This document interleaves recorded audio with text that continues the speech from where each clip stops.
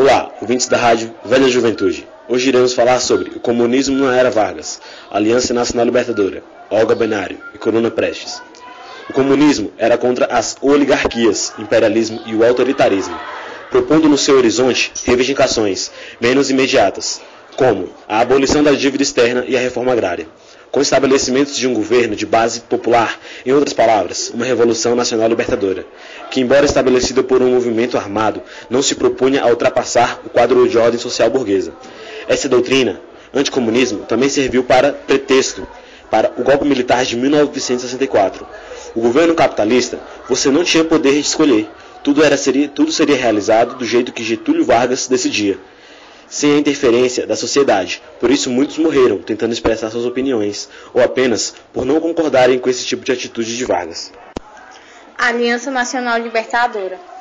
A organização foi fundada pelo Partido Comunista do Brasil, PCB, nascido em março do ano de 1935. Tinha como finalidade livrar o país do nazifascismo. No Brasil, a Ação Integralista Brasileira, AIB, exibia sua total afeição pelo fascismo.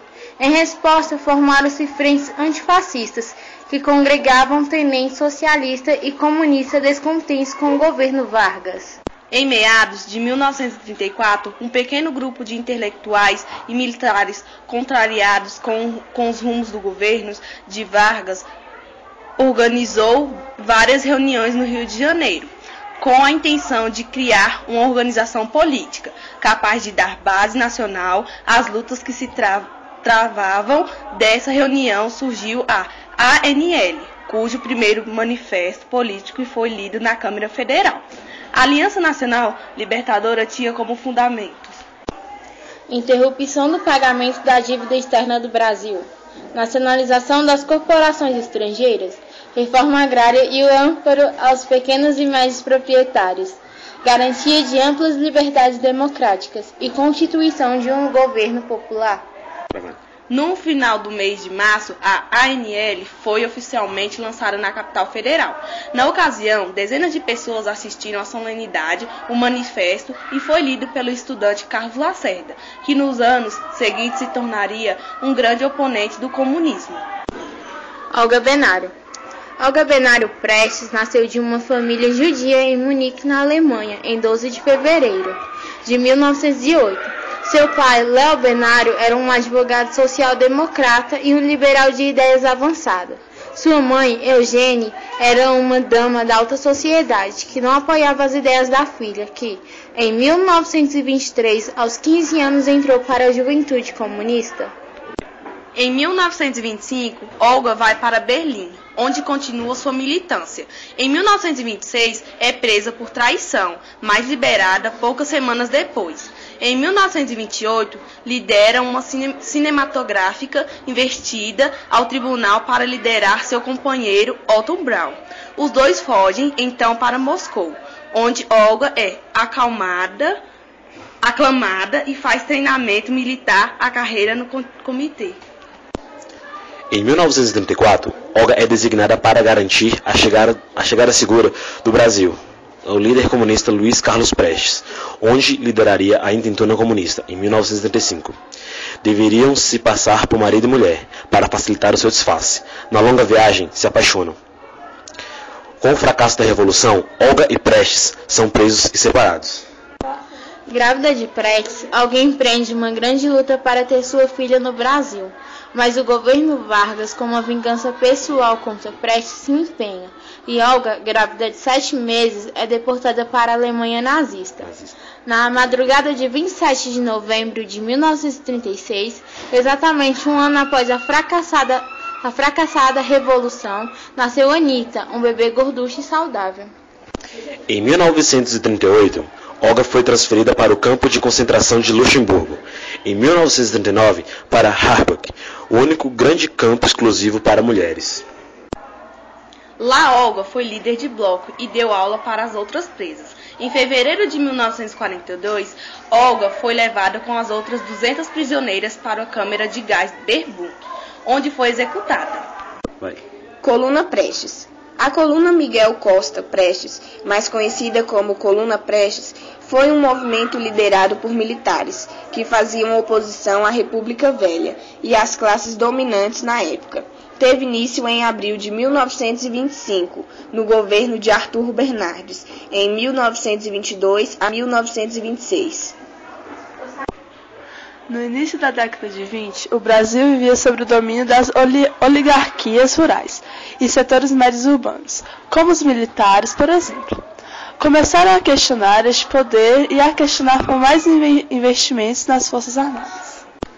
O primeiro levante militar ocorreu no Rio de Janeiro, liderado pelos tenentes do Exército. Que ficou conhecido como tenentismo. Em 1924 surgiu uma nova rebelião, desta vez em São Paulo.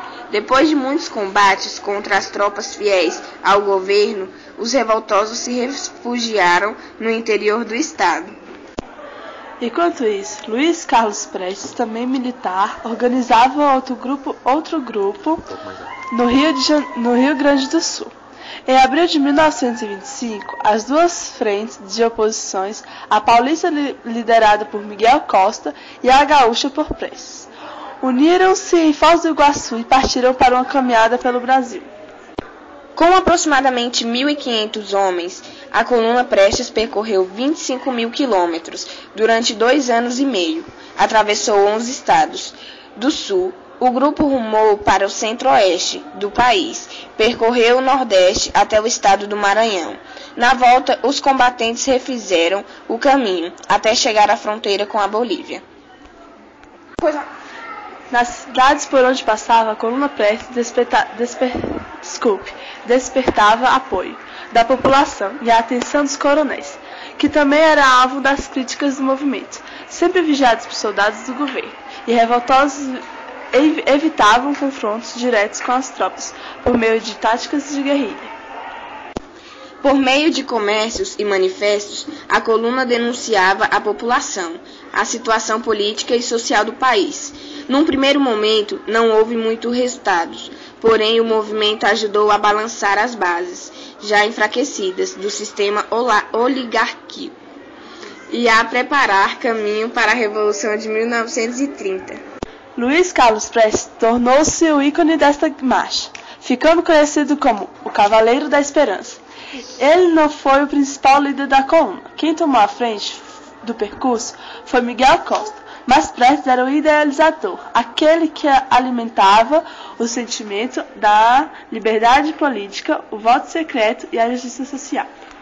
Em fevereiro de 1927, a coluna chegou à Bolívia, onde se desfez. Muitos combatentes se exilaram ali mesmo. Prestes foi para a Rússia e posteriormente voltou ao país como um dos líderes do Partido Comunista Brasileiro, PCB.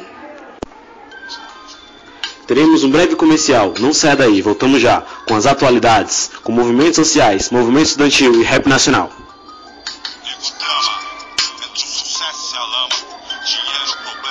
Novo CD do Racionais, com os sucessos Nego Drama, Eu Sou o 57, A Vida é Difícil, nas bancas mais próximas de você, por apenas R$ 14,99. Voltamos, agora com movimentos sociais, movimento estudantil e rap nacional. Movimentos sociais.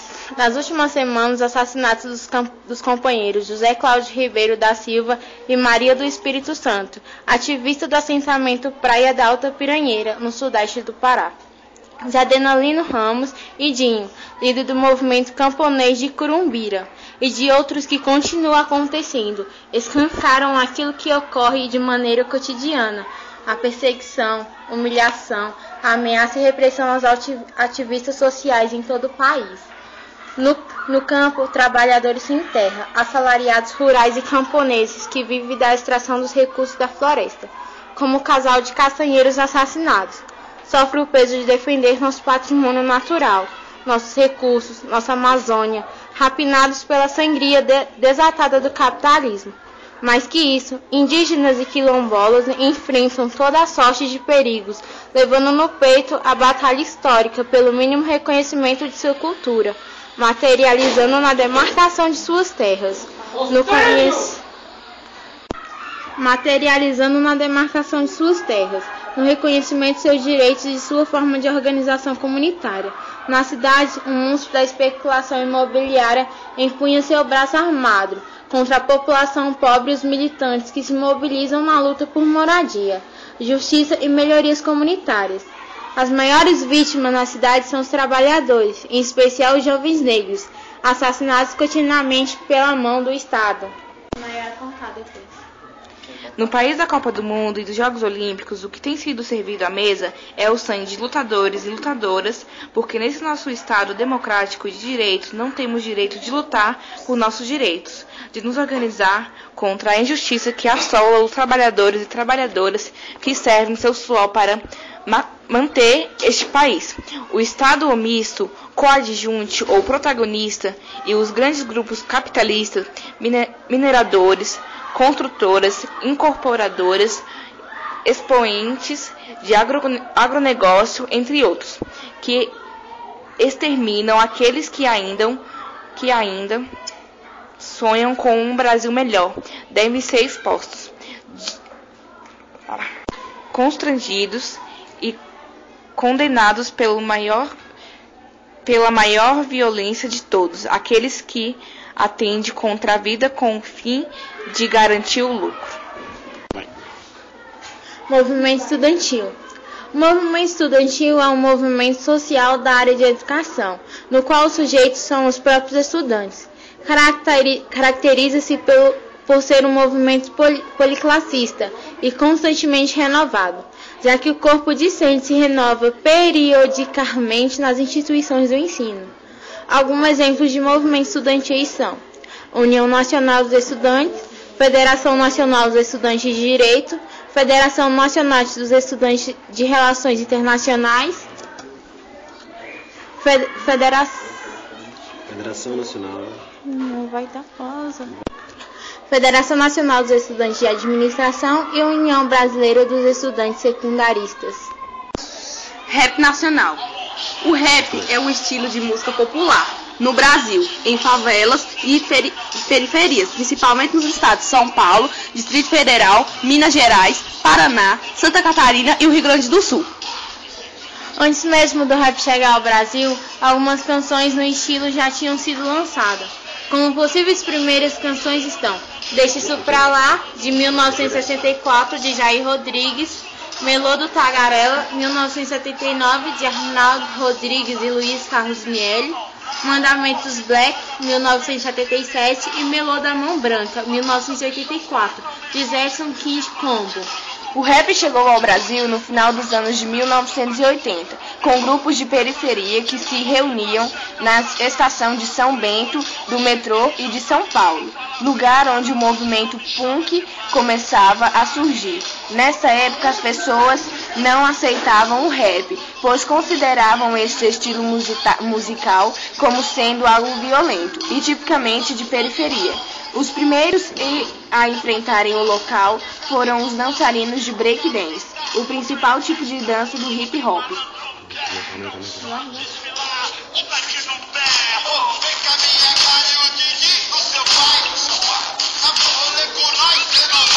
Mas ainda hoje, os cantores de rap sofrem preconceito, pois contra a realidade da favela, criada em seu estado.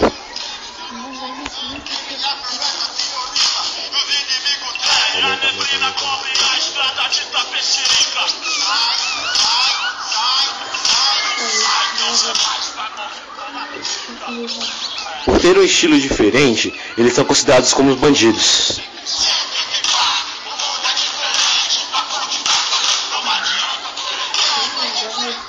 Aqui quem fala é Deusiane, Milena, Wilson, Laodiceia, Andressa e Janaína, desejando a todos um bom dia.